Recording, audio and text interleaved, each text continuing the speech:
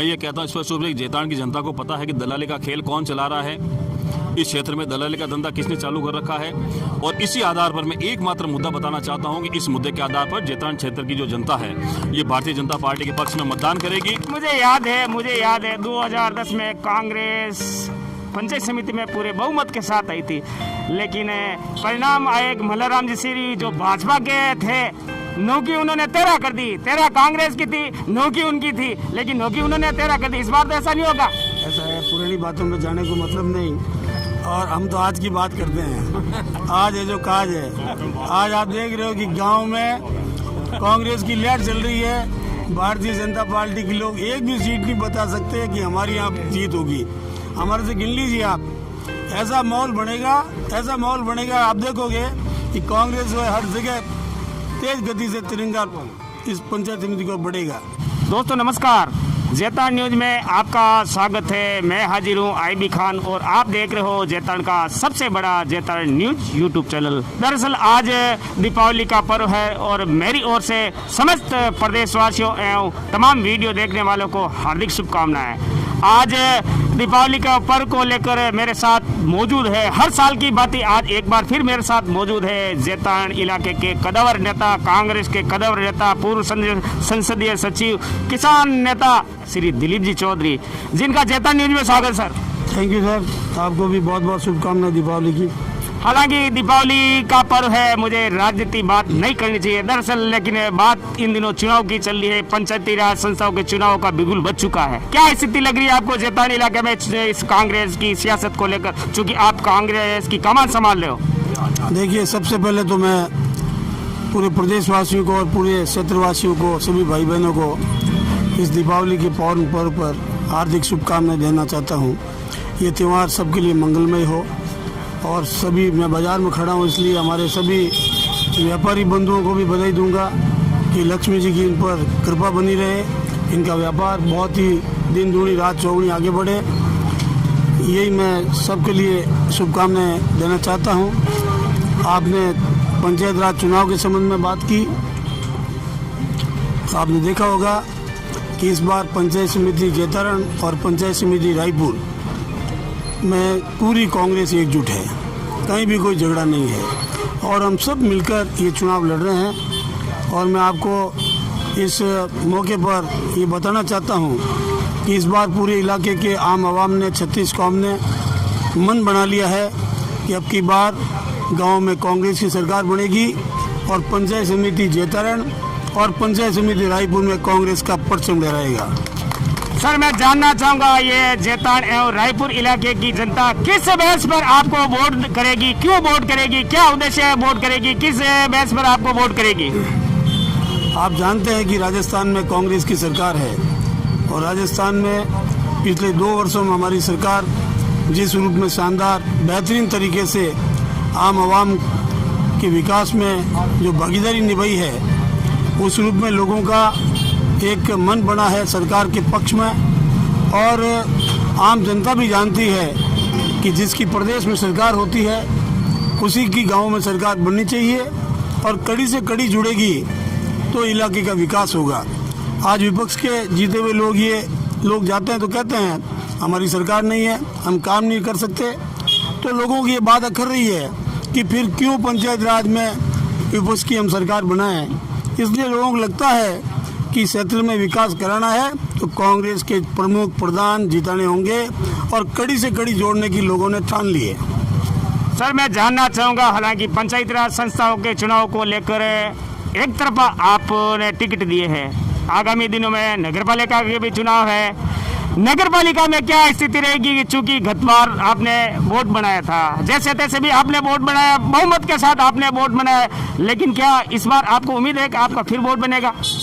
बिल्कुल 100% कांग्रेस का नगरपालिका में वोट बनेगा। पंचायत राज में भी हमारा झंडा तिरंगा पहनाएंगे और पंचायत राज में कांग्रेस पार्टी का प्रधान बनने के बाद माननीय मुख्यमंत्री जी को मैंने कहा है कि आप जेतान आओगे और सीएम साहब यहाँ बड़ा जलसा करेंगे। कोरोना काल है लेकिन सीमित दायरे में उसका प्रोटोकॉल का अनुसरण करते हुए, और सीएम साहब ने भी कहा है कि पंचायत राज में आप तिरंगा पहना दीजिए, इस क्षेत्र के विकास में कोई कमी रखेंगे नहीं। और जहाँ भी आवश्यकता होगी सरकार हमारे साथ खड़ी है। नगर पालिका में भी हमने पिछले बोर्ड में बेहतरीन काम किया और शहर के लोगों ने भी मन बना लिया है कि दूसरी बार हमारा लगातार नगर पालिका जैतान में बोर्ड बनेगा। सर मैं जानना चाहूँगा, लगभग 35 साल हो गए, एक जमाने में पुष्पेंद्र सिंह जी कुर्की कांग्रेस के प्रधान हुआ करते थे। उसके बाद तो शायद आपको भी लगता, मुझे भी लगता, शायद राजनीति वालों को, बहुत कम लोगों को ये पता होगा कि जैतान पंचायत समिति में कांग्रेस का प्रधान नहीं बना।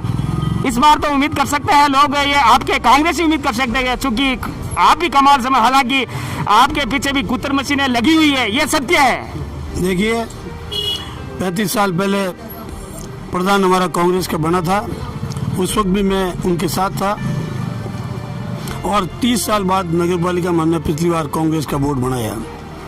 नेतृत्व जब मेरे हाथ में होता है तो पूरे 36 कौम के आम आवाम को विश्वास में लेकर हम टिकट का वितरण करते हैं, सभी लोगों का सहयोग लेते हैं, जन भावनाओं के आधार पर हम काम करते हैं। इसलिए इस बार हमारा कोई बिखराव नहीं है, कोई भी आपस में मनमुटाव नहीं है। हम सब एकजुट होकर पार्टी के इसमें सारे कार्यकर्ता पूरे इलाके के 36 गांव के लोग लगे हुए हैं।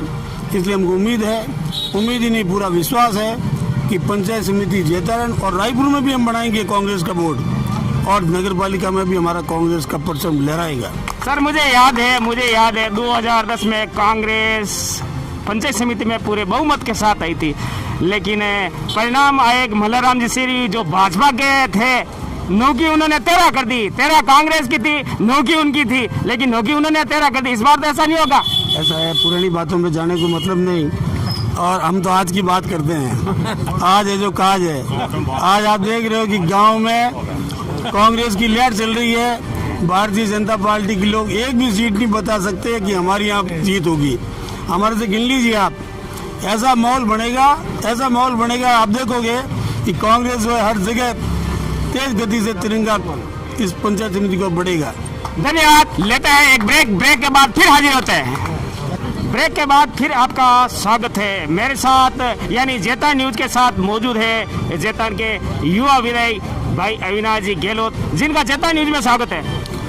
बहुत बहुत धन्यवाद आपका खान साहब, आपका और पूरे क्षेत्रवासियों का भी धन्यवाद। आपके इस यूट्यूब चैनल के तमाम दर्शकों का और शुभचिंतकों का बहुत बहुत धन्यवाद। सर मैं जानना चाहूँगा, दरअसल आज दीपावली का पर्व है, दीपावली के पर्व धूमधाम से मनाया जा रहा है, लेकिन इन दिनों इस कड़ाके की सर्दी में पंचायती राज चुनाव को लेकर सरगर्मियाँ बहुत तेज है। क्या इस बार आप जैतान एवं रायपुर में भाजपा का वोट बना पाओगे? ऐसी स्थिति में जब पिछली बार किसी जमाने में लगातार जैतान के विधायक रहे श्री सुरेंद्र जी गोयल की अगुवाई में ये वोट बनता आ रहा था, लेकिन इस बार आपके सामने चुनौती है। सबसे पहले तो चुनाव लोकतंत्र का एक हिस्सा होता है और आज चूंकि दीपावली का एक बहुत हिंदू सनातन संस्कृति का सबसे बड़ा महापर्व है, इस पर्व पर मैं समझता हूँ राजनीति की बात करना ठीक नहीं रहेगा। आज के बाद 2 दिन के बाद आप मेरे पास में आना, हम राजनीति के मुद्दों पर भी बात करेंगे, लेकिन चूंकि अभी इतनी सर्दी भी नहीं है, चुनाव का माहौल भी इतना नहीं अब दीपावली के बाद में शुरू होगा, तो मैं आज ये विश्वास दिलाना चाहता हूं कि जैतान और रायपुर पंचायत समिति का प्रधान भारतीय जनता पार्टी का बनेगा और उन दोनों सीटों को हम लोग कायम रखेंगे। और ये जो मैं जनता में रुझान देख रहा हूं भारतीय जनता पार्टी के कार्यकर्ताओं का, तमाम मतदाताओं का, निश्चित रूप से भारतीय जनता पार्टी के प्रति वो आशा भरी नजरों से देख रही है और इन चुनाव में हम लोग भारी बहुमत के साथ में जीतेंगे।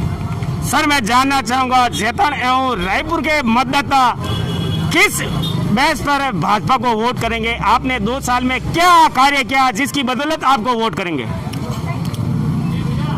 पिछले 2 साल में मैंने जैतान के अंदर विपक्ष में रहते हुए जो काम किए हैं, शायद कुछ लोगों ने सत्ता में रहते हुए नहीं किए। भारतीय जनता पार्टी की पिछली वसुंधरा जी की सरकार को अगर छोड़ दिया जाए, उससे पहले चाहे अशोक गहलोत जी की सरकार रही हो, चाहे वर्तमान में गहलोत जी की सरकार रही हो, आपने देखा होगा मेरे से पहले तमाम जनप्रतिनिधि ने विधानसभा के अंदर नींद लेने के अलावा कोई काम नहीं किया है। धरातल पे अंदर काम करने के लिए, जैतान जनता के हितों के मुद्दों को रखने के लिए वहाँ तैयारी के साथ में विधानसभा के सदन पर मुद्दे रखने होते हैं। और आपने देखा होगा कि मेरे ऑफिस के अंदर पूरा रिकॉर्ड पड़ा है कि मैंने शायद ऐसा कोई मुद्दा है जिसको मैंने बाकी रखा होगा, और तमाम ऐसे मुद्दे जो जनहित के हैं उनको मैंने विधानसभा पटल पर रखा है। और आपने देखा होगा जैतान का जो राजकीय चिकित्सालय है उसको 50 से 100 बेड की स्वीकृति मिली है। जैतान राजकीय महाविद्यालय में साइंस फैकल्टी मिली है और 100 करोड़ रुपए जवाई पुनर्भरण के लिए सही बांध की टनल को चौड़ा करने के लिए।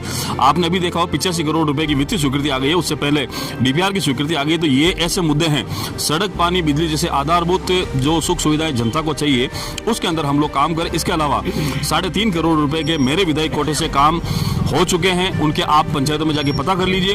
और भी कुछ ऐसे काम हैं उनको मैं नियंत्रण करने का प्रयास कर रहा हूं। चूंकि पहले साल में जब राज्य सरकार नहीं बनती है तो वित्तीय संसाधनों की उपलब्धता का बहाना बनाकर एक साल निकाल देती है, फिर दुर्भाग्य से इस हिंदुस्तान के अंदर कोरोना जैसी वैश्विक महामारी आ गई।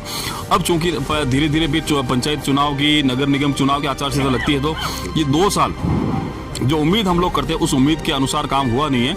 जब ये चुनाव सब कंप्लीट हो जाएंगे उसके बाद में एक बार पुनः इस जैतान को विकास की राह पर ले जाएंगे। और मैं निश्चित रूप से वादा करता हूं कि जनता के साथ में हमने जो वादे किए थे उसको कोशिश से पूरी करें। अधिकांश मुद्दों को, अधिकांश विषयों पर हम लोग शायद विधानसभा में झगड़कर राजस्थान सरकार से लड़कर उन मुद्दों को पूरा करेंगे। अविनाश जी, मैं एक अंतिम सवाल जानना चाहूँगा। दरअसल आपको भी टाइम नहीं है और मुझे भी टाइम नहीं है, मुझे भी कहीं और जाना है। अभी कुछ देर पहले मेरी पूर्व संसदीय सचिव कांग्रेस के नेता श्री दिलीप जी चौधरी से इसी स्थान पर बात हुई थी। उन्होंने आमजन को आह्वान किया कि आप कांग्रेस को वोट दो, कांग्रेस का वोट बनेगा तो विकास होगा। तो विपक्ष में आने के बाद में क्या विकास नहीं होगा क्या? मैं ये कहता हूँ स्पष्ट रूप से जैतान की जनता को पता है कि दलाली का खेल कौन चला रहा है, इस क्षेत्र में दलाली का धंधा किसने चालू कर रखा है। और इसी आधार पर मैं एकमात्र मुद्दा बताना चाहता हूं कि इस मुद्दे के आधार पर जैतान क्षेत्र की जो जनता है ये भारतीय जनता पार्टी के पक्ष में मतदान करेगी। और इसका खुलासा 27 नवंबर को चुनाव के बाद में जब 8 नवंबर को गिनती होगी उसमें आप देख लेना कि जैतान और रायपुर में एक स्पष्ट बहुमत के साथ में भारतीय जनता पार्टी की सरकार बनेगी। नगर पालिका में क्या स्थिति रहेगी? हालांकि हमारी चर्चा और होती रहेगी आगे, और लंबे चौड़े अपन मिलते रहेंगे। नगर पालिका में क्या स्थिति रहेगी? लोबो लोबान कहानी शॉर्ट में एक ही शब्द में अगर मैं कहूं तो नगर पालिका में एक बार फिर जो पिछला कार्यकाल कांग्रेस का रहा था उसके बाद में भारतीय जनता पार्टी की सरकार बनेगी। और ये जितने भी यूथ हैं पुराने कार्यकर्ताओं के साथ में रहकर हम लोग इस चुनावी मैदान में जाएंगे। और धीरे धीरे आप करके देखते रहिए कि हम लोग प्रधान के चुनाव के बाद में जिला प्रमुख बनाएंगे। जैतान नगर पालिका चेयरमैन एक बार फिर कांग्रेस को सत्ता से बाहर फेंक कर या भारतीय जनता पार्टी का बोर्ड काबिज होगा, ये मैं विश्वास दिलाता हूँ। एक अंतिम सवाल और है, क्या उन लोगों को ही आप टिकट देंगे जो आपके दर पे आते हैं, जो विधायक सेवा केंद्र पर आते हैं, जो लगातार आपके यहाँ उपस्थित रहते हैं, क्या उनको ही टिकट दिया जाएगा इस बार नगर पालिका के चुनाव के लिए? कह रहा हूँ मैं, दरअसल आपने पिछले दिनों कहा था।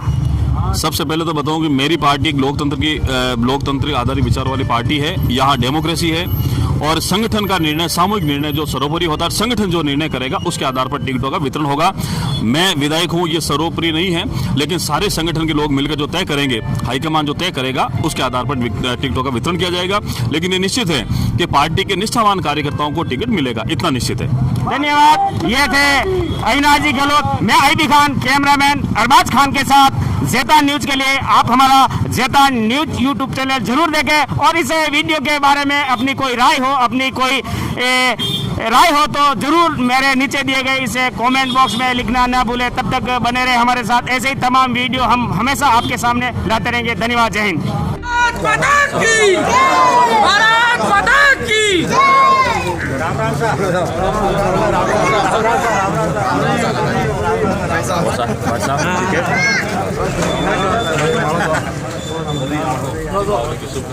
सबको वंदे मातरम, जय श्री राम, जय श्री राम, जय श्री राम। जितना